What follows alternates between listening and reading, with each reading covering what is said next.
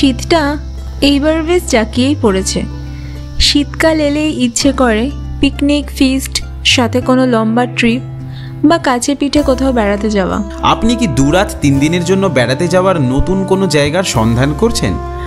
আজ আমরা সন্ধান দেব এক অচেনা অফবিট সুন্দর জায়গার, যেখানে আপনি থাকবেন শাল পাইনের জঙ্গলে মোড়া এক ছোট্ট গ্রামে, যেখানে ঘরে বসে সারাদিন দেখা যায় বরফে মোড়া কাঞ্চনজঙ্ঘাকে, প্রত্যক্ষভাবে সাক্ষীও থাকা যায় সূর্যোদয় ও সূর্যাস্তর সময় তার রং পাল্টানোর মুহূর্তগুলোর, যেখানে সকালে ঘুম ভাঙে পাখিদের ডাকে এবং চায়ের কাপ হাতে বাইরে এলে মন ভরে যায় পাহাড়ি শান্ত স্নিগ্ধ মনোরম পরিবেশে, যেখানে অনায়াসেই পাহাড় জঙ্গলের সাথে আপন মনে গল্প করা যায়।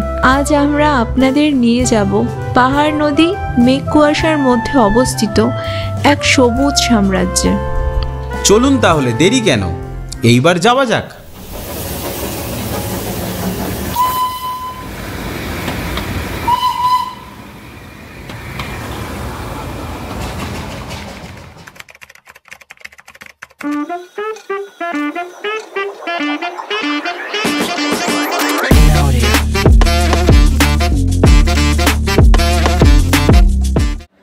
পঞ্চমীর দিন অফিসের যাবতীয় কাজ মিটিয়ে পুজোর একটা লম্বা ছুটি পেয়ে দীর্ঘ নিঃশ্বাসে বাড়ির সকলকে টাটা বলে আমরা বেরিয়ে পড়লাম পুজো এইবার পাহাড়ে কাটাবো বলে।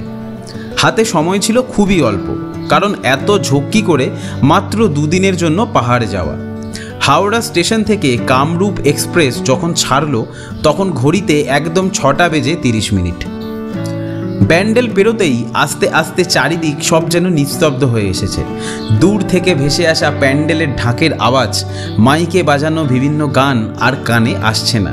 জানালার কাঁচটা টেনে মুখটা ঝুঁকিয়ে দেখলাম বাইরের গাঢ় অন্ধকার যেন গ্রাস করেছে গোটা ট্রেন আর সাথে এই পরিবেশটাকে।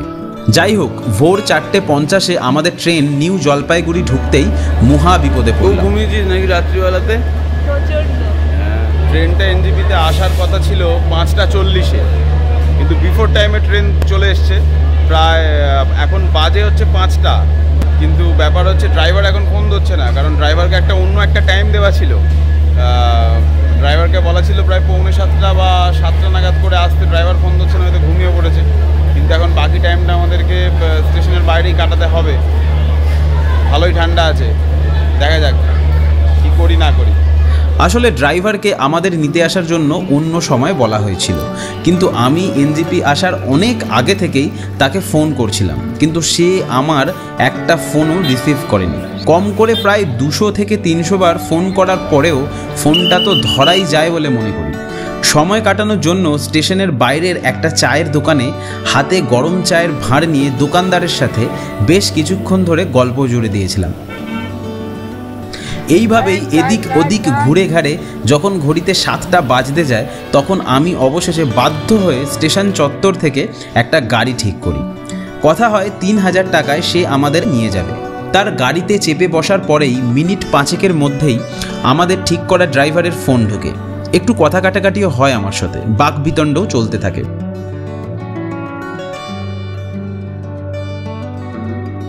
বলে রাখা ভালো, আমাদের ঠিক করে রাখা ড্রাইভারের নাম মুকেশ। যদি আপনারা কখনো এই মুকেশ নামক ছেলেটির পাল্লায় পড়েন তাহলে ওনার সাথে ভালোভাবে কথা বলে নিয়ে তারপরেই এগোবেন, কারণ ছেলেটি আগের দিন রাতে মদ্যপ অবস্থায় থাকার দরুন সেই ঘোরেই সে ঠিকভাবে কথা বলার মতো অবস্থাতে ছিল না। যদিও অনেকে আমাদের বলেছে যে ছেলেটি নাকি খুবই ভালো, খুবই হেল্পফুল, কিন্তু বিশ্বাস করুন আমি তার মধ্যে বিন্দু মাত্র ছিটে ফোঁটাটুকুও খুঁজে পাইনি। আমাদের যাওয়া কথা ছিল দাবাইপানিতে রোহিণী হয়ে, কিন্তু একটু সমস্যার দরুন আমরা সেবক হয়ে মংপু হয়ে দাবাইপানি ঢুকবো। তো এখন একটু দাঁড়ালাম তিস্তার একটা অসামান্য ভিউ দেখে। এই হচ্ছে তিস্তার সেই ভিউ। নিউ জলপাইগুড়ি থেকে যদি আপনারা দাবাইপানি আসতে চান তাহলে শেয়ার গাড়ি করে জোড়বাংলো অবধি এসে আবার দাবাইপানি যাওয়ার কোনো গাড়ি করে দাবাইপানি চলে যেতে পারেন। আর সবথেকে বেশি ভালো হয় রিজার্ভ গাড়ি নিয়ে যাওয়া, তাহলে যাওয়ার পথে প্রাকৃতিক পরিবেশের সৌন্দর্যটাকে না মোক্ষমভাবে আপনারা উপভোগ করতে পারবেন। শেয়ার গাড়ির ক্ষেত্রে ভাড়া পড়ে 300 টাকা মতো, আর রিজার্ভ গাড়ির ক্ষেত্রে ভাড়া লাগে ছোট গাড়ির জন্য 2500 টাকা, এবং বড় গাড়ি মানে বুলেরো বা টাটা সুমোর ক্ষেত্রে পড়বে 3 থেকে 3500 টাকার মতো। কিছুক্ষণ পরেই আমরা চলে এলাম আমাদের গন্তব্যে। বর্তমানে উত্তরের অজানা অচেনা পাহাড়ি গ্রামগুলি বেশ জনপ্রিয় হয়ে উঠেছে। পর্যটকদের কাছে 2-3 দিন শান্ত পরিবেশে ছুটি কাটানোর জন্য বাঙালি বারবার বেছে নিচ্ছে উত্তরবঙ্গের এই অফবিট ডেস্টিনেশনগুলিকে। প্রায় 6500 ফুট উচ্চতায় শাল পাইনের জঙ্গলে ঘেরা বরফে মোড়া কাঞ্চনজঙ্ঘাকে সাথে নিয়ে নিশ্চুপে দাঁড়িয়ে আছে ছোট্ট পাহাড়ি গ্রাম দাবাই পানি। অনেকের কাছে এই দাবাই পানি মানেই আড্ডাহাট, না হলে বিরেঞ্জির হোমস্টে। আমার ওইগুলো ঘোরা, তাই এইবারে উঠেছিলাম ললিতা হোমস্টেতে। চলুন একবার তাহলে ঘুরে দেখে নেওয়া যাক। এই হচ্ছে ললিতা হোমস্টে, আর এই ললিতা হোমস্টেতে ওঠার সিঁড়ি হচ্ছে এইটা। ব্যবস্থাপনা খুব ভালো, ব্যবহার খুব ভালো। ললিতা ম্যাডাম যিনি আছেন, মানে যার নামানুসারে এই হোমস্টেটা, তার ব্যবহারও খুব ভালো আপাতত পেয়েছি। তো দেখা যাক দুপুরের খাবার, রাতের খাবার, ব্রেকফাস্ট, স্ন্যাক্স, খাবারের গুণগত মান কীরকম কি থাকে না থাকে। ওঠার সিঁড়িগুলো বেশ খাড়াই, দুধারের বেড়া দিয়ে সুন্দর করে সাজানো ফুলের গাছকে পাশে রেখে ওপরে উঠতে বেশ ভালোই লাগবে। উঠেই বাঁ হাতে বোনফায়ার করার জায়গা, আর ডান হাতে প্রথমেই একদম কিচেন কাম ডাইনিং। এই হোমস্টের বয়স মাত্র 1 বছর 3 মাস, আর এর মধ্যেই এই হোমস্টের জনপ্রিয়তা যথেষ্ট মাত্রায় বাড়ছে। ফুডিং লজিং নিয়ে এখানে মাথা পিছু 1 রাতের জন্য পড়ে 1300 টাকা। যদি আপনি কোনো এজেন্টের পাল্লায় পড়েন তাহলে সেটা 1500 থেকে 1700 হয়ে যেতে পারে, কারণ এই হোমস্টের পজিশন খুবই ভালো জায়গায়, মানে একদম সামনে থেকেই সারাক্ষণ কাঞ্চনজঙ্ঘা দেখতে পাবেন, সাথে রাতের দার্জিলিংও। এই হোমস্টেতে মোট 3টে রুম আছে, 2টো ওপরে এবং একটা নিচে। যেহেতু হোমস্টেটা রাস্তা থেকে অনেকটাই উপরে, তাই নিচের এবং ওপরের রুম থেকেই সমান ভিউ পাওয়া যায়, মানে একদম রুমে বসেই কাঞ্চনদাতাকে উপভোগ করতে পারবেন আর কি। আর এই হচ্ছে 2 দিনের থাকার জন্য আমাদের রুম। দিয়ে ঢুকেই 2টো সুইচ আছে। এই 2টো সুইচের ফাংশন খুব সম্ভবত একটা লাইট, ও আচ্ছা, এইটা আবার এইখানেতে এসছে চার্জিং পয়েন্ট। চার্জিং পয়েন্টটা খুব ভালো জায়গাতে আছে, সচরাচর সেরকম পাহাড়ি কোনো হোমস্টেতে দেখতে পাই না। 2টো চার্জিং পয়েন্ট আছে, ভালো। অ্যাস্ট্রে দিয়েছে, এই জাস্ট কিছুক্ষণ আগে চা দিয়ে গেছে, একটা বোতল, একটা ছোট্ট বেড টেবিল, এইদিকে একটা বেড, এখানে 2জন শুতে পারবে, এইদিকে একটা বেড, এখানে 2জন শুতে পারবে। একটা ঘড়ি আছে, মিরর, আর জামা টাঙাবার জন্য একটা হুক আর লাইট। আর এই হচ্ছে বাথরুম, ওয়াশরুম, টয়লেট, যেটা আপনারা মনে করবেন। ঢুকতে একটা বেসিনটা খুব ভালো সুন্দর, একটা ছোট্ট আয়না লাগানো আছে, গিজারের ব্যবস্থা আছে, এবং ওয়েস্টার্ন কোমোড, একটা ছোট গামলাও দিয়েছে আবার, ভালো। ওয়াশরুমটা বেশ ভালো। টাইম টেবিলটা অনুসারে কি, মর্নিং টিটা 7টা থেকে অ্যাভেলেবেল হবে, ব্রেকফাস্ট 8টা থেকে 9টার মধ্যে, লাঞ্চ 1টা থেকে 2টোর মধ্যে, ইভিনিং টি স্ন্যাক্স 6টার পর থেকে, এবং ডিনার 8টা থেকে 9টার মধ্যে করে নিতে হবে।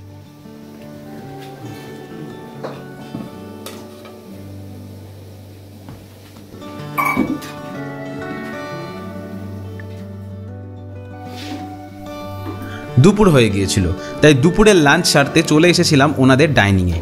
ছিল গরম গরম ভাত, ডাল, উচ্ছের পকোড়া, আলু ভাজা, ডিমের কারি আর পাঁপড়।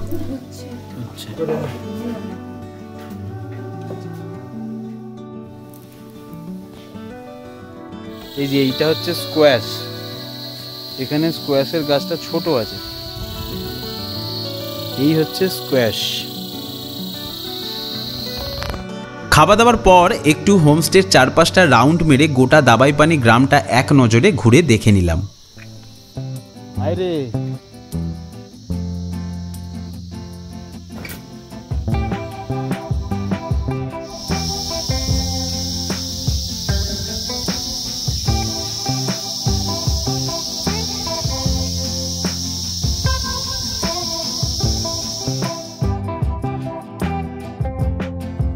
দাবাই পানির এই ছোট বড় রং বেরঙের লাল নীল হলুদ ফুলগুলোই মন ভালো করার জন্য মোক্ষম দাবাই।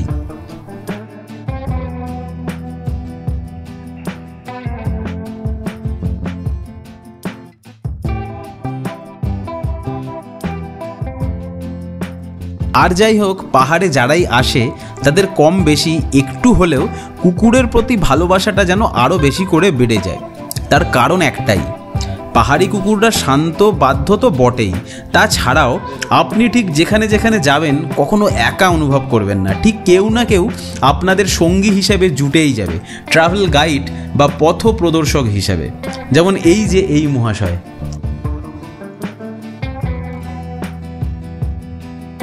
দেবলীনা কথা বলে নিয়েছিল এই হোমস্টের মালকিন ললিতা ম্যাডামের সাথে, যিনি একজন অত্যন্ত ভদ্র, নম্র এবং দারুণ মনের মানুষ। होमस्टे के बारे में कुछ बताइए। नमस्ते, मेरा नाम है ललिता। हमारा होम स्टे का नाम है ललिता होम स्टे। और यहाँ पर चार्जेस वगैरह होटल वगैरह का कितना लेते हैं? पर हेड 1300 रुपये है।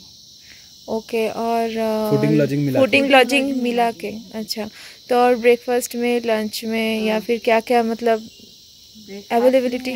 ब्रेकफास्ट में आप पूरी या रोटी दोनों में एक और सब्जी मिलेगा उसके साथ।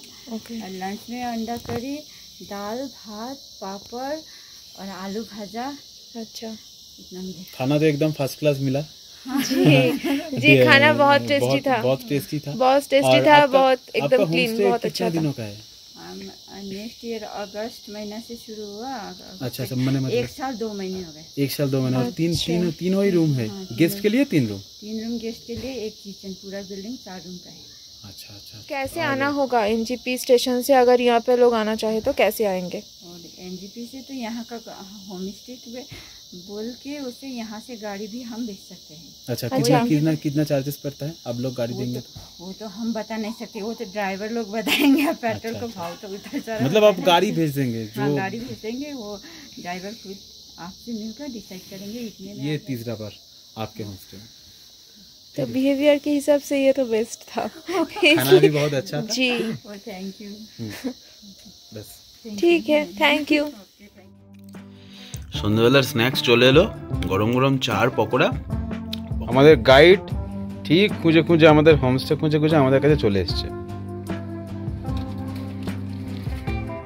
রাতের ডিনার রেডি, দিয়েছে আমাদেরকে চিকেন কারি অ্যাজ ইউজুয়াল যেরকম থাকে আর কি। রুটি দিয়েছে, আমরা বলেছিলাম 8টা রুটি দিতে, 8টা রুটি দিয়েছিল, যথেষ্ট পরিমাণে চিকেন, প্রায় 10-12টার মতো পিস আছে, আর আলু স্কোয়াশের তরকারি। প্রথম দিনটা আমাদের এইভাবেই কাটলো। পরের দিন সকালে ঘুম থেকে উঠে শিশির বিন্দুতে ভেজা কাঁচের জানালা খুলতেই দর্শন পেলাম তার, মানে ওয়ান অ্যান্ড অনলি কাঞ্চন দাদার। ভোরের সূর্যোদয়ের সময় মেঘের কোলে গাঢ় দুধে আলতা রং মাখানো দূরের ওই বরফের চূড়োগুলো যেন জলজল করে জ্বলে উঠেছিল, যেটা কোনো ফোনের লক্ষ পিক্সেল ক্যামেরাবন্দি করলেও দেখানো সম্ভব নয়। তাও দেখানোর চেষ্টা করছি। আমরা একা কেন, এই স্বাদের ভাগিদার আপনারাও থাকুন।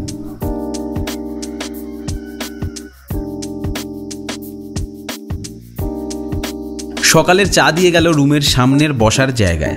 গরম চায়ে চুমুক দিতে দিতে উপভোগ করলাম কুয়াশা জড়ানো শান্ত স্নিগ্ধ মনোরম পরিবেশের, এবং একটু বেলা বাড়ার সাথে সাথেই আকাশ মেঘমুক্ত হতেই সপরিবারে কাঞ্চনজঙ্ঘাকে আরও ভালোভাবে দেখতেও পেলাম।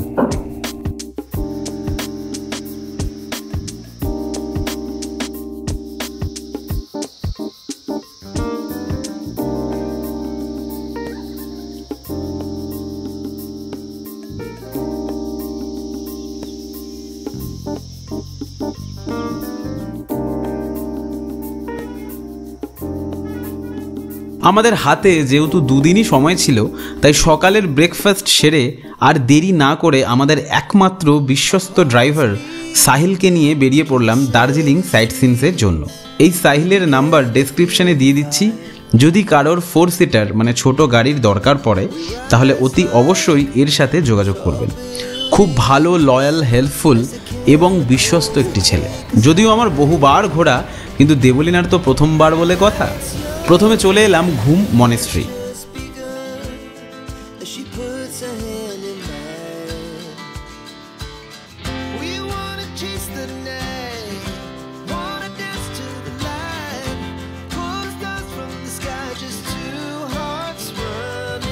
তারপর এলাম মোস্ট ভোগাস জায়গা বাতাসিয়া লুপে, যেখানে এখন টিকিট প্রাইস 50-এ গিয়ে দাঁড়িয়েছে, কিন্তু বিশ্বাস করুন কিচ্ছু নেই ভেতরে।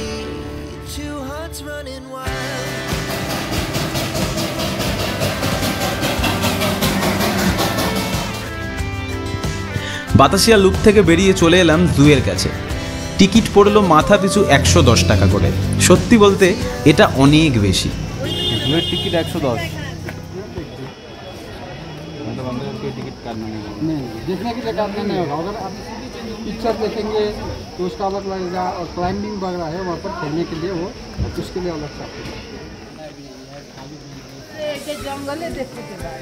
এক গাদা বিভিন্ন প্রজাতির হরিণ, চামড়ি গাই, ভেড়াকে পিছনে ফেলে একটু স্বস্তি পেলাম ইন্ডিয়ান লেপার্ড, নেকড়ে এবং স্নো লেপার্ড দেখার পর।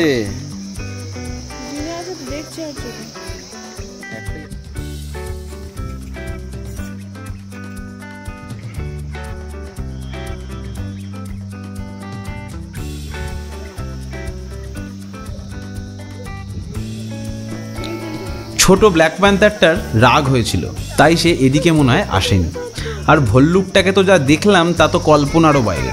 কোনটা মুখ, কোনটা বুক, কোনটা চোখ কিছুই বুঝতে পারিনি। চামড়ি গাই না ভল্লুক বোঝাই যায়। তারপরে দেখলাম রেড পান্ডা, স্পেশালি যেটার জন্য এই জু বিখ্যাত।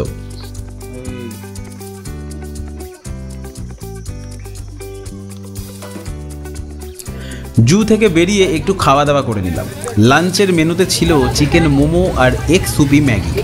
ম্যাগিটা অতটা খাস না লাগলেও মোমোটা কিন্তু সেই ছিল, সেই একেবারে সেই স্বাদ। ওখানের থেকে ভালো না ওই রকমই? আজকে দুপুরের লাঞ্চ এই ম্যাগি আর মোমো দিয়েই হলো। পাহাড়ি গাধা, ও মাথার হেয়ার কাটটা মারাত্মক। পাহাড়ি গাধা। দার্জিলিংয়ে এলাম আর ম্যালে যাব না, সেটা কি হয়? তাই খাওয়া দাওয়া সেরে হাঁটা দিলাম একটু ম্যালের দিকে।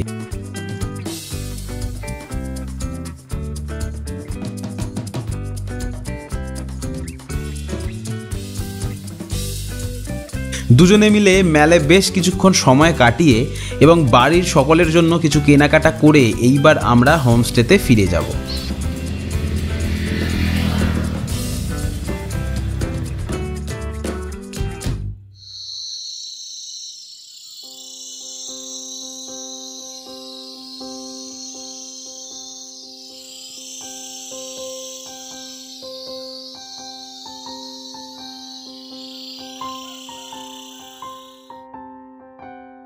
পরের দিন সকালে ঘুম থেকে উঠেই ঘুমন্ত বুদ্ধকে শেষবারের মতো সামনে থেকে দেখে নিলাম।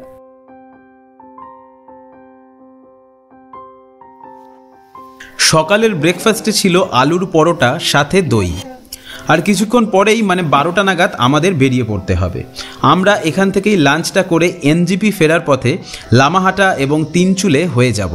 এই রকম শান্ত নিরিবিলি মনোরম পরিবেশ ছেড়ে সত্যি যেতে ইচ্ছা করছিল না, কিন্তু কি আর করা যাবে, ফিরতে তো হবেই, কারণ ব্যস্ততাই জীবনের আরেক ধর্ম।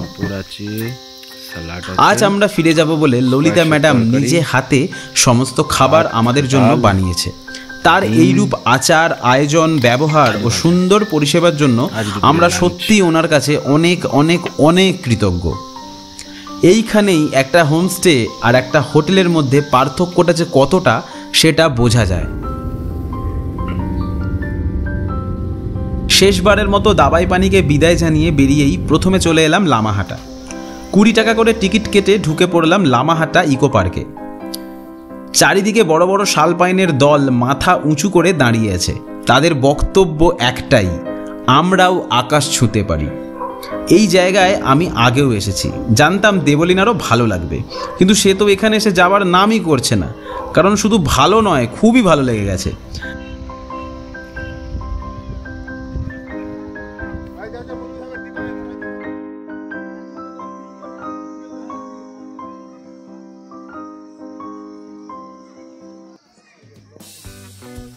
যাই হোক, আমরা দেরি না করে গাড়িতে উঠলাম। রাস্তায় খুব জ্যাম ছিল, তাই তিনচুলেতে আর যাওয়া হলো না। কিন্তু আমাদের ড্রাইভার সাহিল ভাই এতটাই ভালো ছিল যে আমরা একটু হলেও হতাশ হয়েছিলাম সেটা বুঝতে পেরে রাস্তার একটা বড় টি গার্ডেনের সামনে আমাদের গাড়ি নিয়ে এসে দাঁড় করায়। আর একটা কথা না বললেই নয়, আমাদের টিকিট ছিল আরএসি স্লিপার ক্লাসে। 4 ঘন্টা আগে চার্ট প্রিপেয়ার হওয়ার সময় ফোনে মেসেজ এলো আমাদের টিকিট আরএসি থেকে কনফার্ম হয়ে গেছে, সাথে স্লিপার ক্লাস থেকে এসি 2 টাওয়ারেও ট্রান্সফার হয়ে গেছে। মানে 360 টাকার টিকিট কেটে 1250 টাকার টিকিটে আমরা নিউ জলপাইগুড়ি থেকে হাওড়া ফিরলাম, সবই ইন্ডিয়ান রেলওয়ের কৃপায়। আজকের ভিডিও এই পর্যন্ত। আসছি খুব শীঘ্রই পরবর্তী ভিডিও নিয়ে। আর যদি আমার ভিডিও ভালো লেগে থাকে তাহলে অতি অবশ্যই লাইক কমেন্টস করে আপনাদেরও মতামত জানান, শেয়ার করে সকলকে দেখারও সুযোগ করে দিন এবং সাবস্ক্রাইব করে আমার পাশে থাকুন, যাতে এই ধরনের ভিডিও আমি আপনাদের সামনে আরও বেশি করে তুলে ধরতে পারি।